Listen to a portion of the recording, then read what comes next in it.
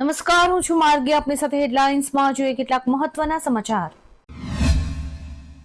સરકારે મેરા ration 2.0 app launch કરી છે, જેમાં રાશન કાર્ડ નંબર ઉમેરી તમે રાશન કાર્ડ સંબંધિત સેવાઓનો લાભ મેળવી શકો છો. અનાજ ખરીદતી વખતે ફિઝિકલ રેશન કાર્ડ ન હોય તો તમે આ એપની મદદથી પણ અનાજ લઈ શકો છો. રાશન કાર્ડ ન હોય તો પણ તમે મેરા રાશન 2.0 એપ મારફત રાશન કાર્ડ રજીસ્ટર કરાવી સસ્તા દરે અનાજ ખરીદી શકો છો. એપ મારફતે આધાર કાર્ડના નંબરથી રાશનનું અનાજ મેળવી શકાય છે.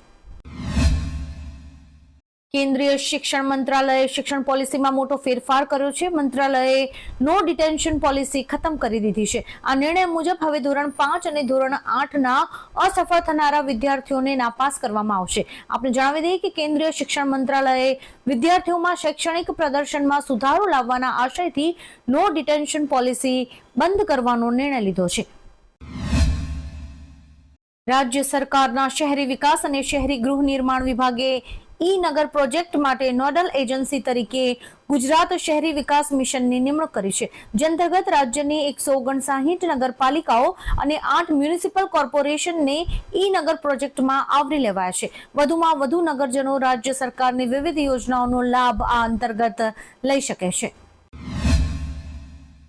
ક્રિસમસને હવે ગણતરીના દિવસો જ બાકી છે. વેકેશનમાં ગુજરાતીઓ મિની ટ્રીપનું આયોજન કરતા હોય છે, જેમાં રાજકોટ, અમદાવાદ, સુરત અને વડોદરાથી લોકો ગોવા, દુબઈ, સિંગાપોર, મલેશિયા અને વિયેતનામ જવાનું વધારે પસંદ કરે છે. ક્રિસમસના દિવસોમાં ફ્લાઇટના ભાડામાં 15 થી 20% વધારો જોવા મળી રહ્યો છે. પોર્ટ બ્લેરની ફ્લાઇટનું ભાડું 29,500 થી વધીને ₹65,000 થઈ ગયું છે. ટીમ ઇન્ડિયાના પૂર્વ ખેલાડી વિનોદ કાંબલીની તબિયત ફરી એકવાર ખરાબ થઈ ગઈ છે. તેમને હોસ્પિટલમાં દાખલ કરાયા છે. કાંબલીની સંભાળ લેવા માટે ડોક્ટર્સની ટીમ કામે લાગી છે. કાંબલી ગંભીર બીમારીથી પીડિત છે. તેમના વ્યસનને કારણે તેમને અત્યંત તકલીફ પડી રહી છે. આ માટે તેઓ ઘણી વખત રિહેબ સેન્ટર પણ જઈ ચૂક્યા છે. અમદાવાદમાં વારંવાર થઈ રહેલા અકસ્માતને પગલે પોલીસ તંત્ર એલર્ટ થયું છે. રાત્રિ દરમિયાન મોટા ભાગના વિસ્તારોમાં અત્યારે કોમ્બિંગ હાથ ધરવામાં આવી રહ્યું છે. ત્યારે એક ફોટામાં પોલીસે રિક્ષા ચાલકને કારના સીટ બેલ્ટનો ₹500નો મેમો આપી દીધો છે. આનાથી સાફ સાબિત થાય છે કે પોલીસ પોતાનો ટાર્ગેટ પૂરો કરવા માટે જનતાને આડેધડ મેમો આપી રહી છે. બેંગલુરુના હેબલમાં 39 વર્ષીય સોફ્ટવેર એન્જિનિયર ડિજિટલ એરેસ્ટનો શિકાર બન્યો હતો. ઠગોએ તેને ધમકી આપીને તેની પાસેથી 11.8 કરોડ રૂપિયા પડાવી લીધા હતા. બાદમાં શંકા જતા એન્જિનિયરે ફરિયાદ નોંધાવી હતી. પોલીસને આપેલા નિવેદન મુજબ 25 નવેમ્બરથી 12 ડિસેમ્બર વચ્ચે પૈસા ગુમાવ્યા હતા. ઠગોએ એન્જિનિયરને ટ્રાયના અધિકારી તરીકે ઓળખ આપી હતી. સુરતમાં 2 દિવસથી ગાઢ ધુમ્મસની ચાદર પથરાતા વાહન ચાલકો ભારે મુશ્કેલીમાં મુકાયા છે. દિવસ દરમિયાન પણ લાઇટ ચાલુ રાખવાની ફરજ પડી હતી. ગતરોજ બપોર બાદ પણ રસ્તા ઉપર ધુમ્મસને કારણે વિઝિબિલિટી ઓછી જોવા મળતા વાહન ચાલકોએ મુશ્કેલી અનુભવી હતી. આજે પણ વહેલી સવારથી ધુમ્મસનું પ્રમાણ વધુ જોવા મળી રહ્યું છે. વાહન ચાલકોને 20 થી 25 ફૂટ દૂરના વાહનો પણ ન દેખાય તે પ્રકારની સ્થિતિ જોવા મળી હતી.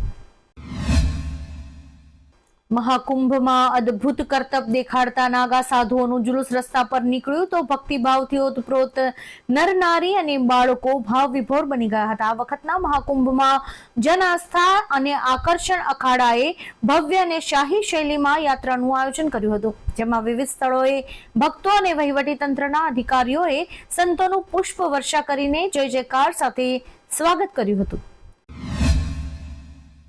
નવા ચૂંટાયેલા યુએસ પ્રમુખ ડોનાલ્ડ ટ્રમ્પે ભારતીય મૂળના ઉદ્યોગપતિ અને મૂડીવાદી શ્રીરામ કૃષ્ણનને વ્હાઇટ હાઉસમાં આર્ટિફિશિયલ ઇન્ટેલિજન્સ માટે વરિષ્ઠ નીતિ સલાહકાર તરીકે નિયુક્ત કર્યા છે.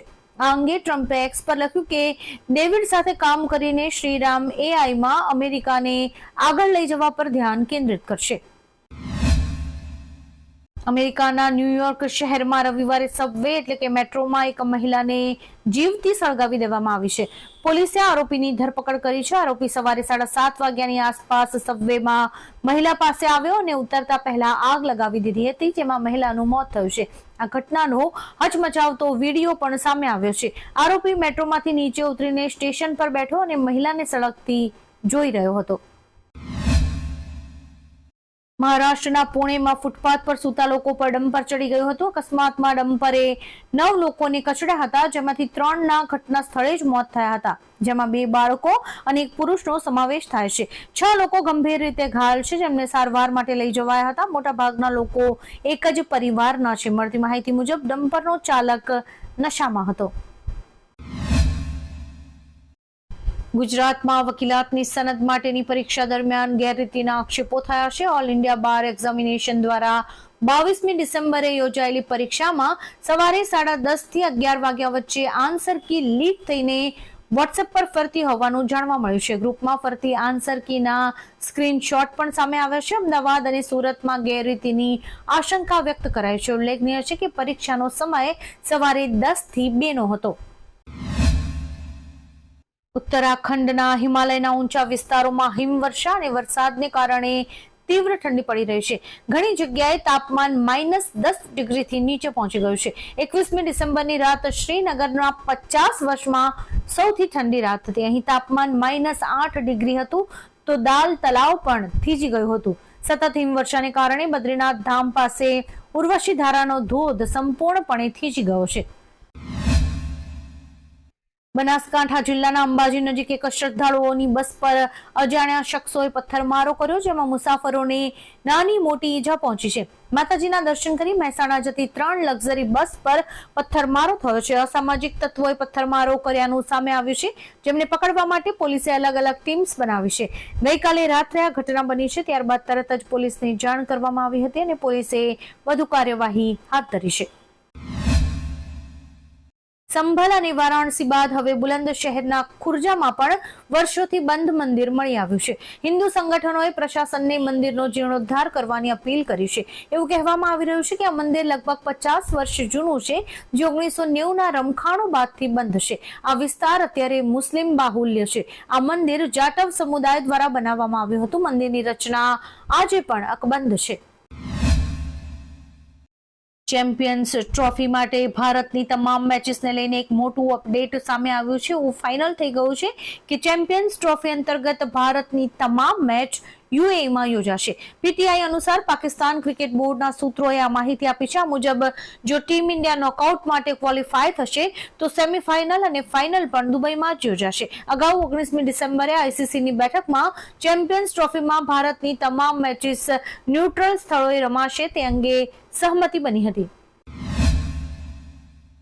ઉત્તર પ્રદેશના પીલીભીતમાં પોલીસે 3 ખાલિસ્તાની આતંકવાદીઓનું એન્કાઉન્ટર કર્યું છે. પોલીસે આતંકીઓ પાસેથી 2 AK-47 અને 2 પિસ્તોલ જપ્ત કરી છે. આ તમામ ગુરદાસપુર ચોકી હુમલાના આરોપી હતા, જેઓ યુપી અને પંજાબ પોલીસના ઓપરેશનમાં માર્યા ગયા છે. આતંકીઓના નામ ગુરવિંદર, જસપ્રીત અને રવિ છે, જેઓ ખાલિસ્તાની કમાન્ડો ફોર્સ સંગઠન સાથે જોડાયેલા હતા અને પોલીસ લાંબા સમયથી તેમને શોધી રહી હતી. તાઇવાનને મળેલી નવી અમેરિકન સૈન્ય સહાય પર ચીને તીખી પ્રતિક્રિયા આપી છે. ચીને આને અમેરિકાના વન ચાઇના સિદ્ધાંતની વિરુદ્ધ ગણાવ્યું છે અને ચેતવણી આપી છે કે અમેરિકા આગ સાથે રમી રહ્યું છે. યુએસએ તાઇવાનને $517.3 મિલિયન નવી સૈન્ય સહાયની જાહેરાત કરી હતી અને તાઇવાનને $295 મિલિયન શસ્ત્રોના વેચાણને પણ મંજૂરી આપી હતી. આવા જ કેટલાક રસપ્રદ સમાચારો નિહાળવા માટે અમારી યુટ્યુબ ચેનલને લાઇક, શેર અને સબસ્ક્રાઇબ કરો અને જોતા રહો હેડલાઇન્સ.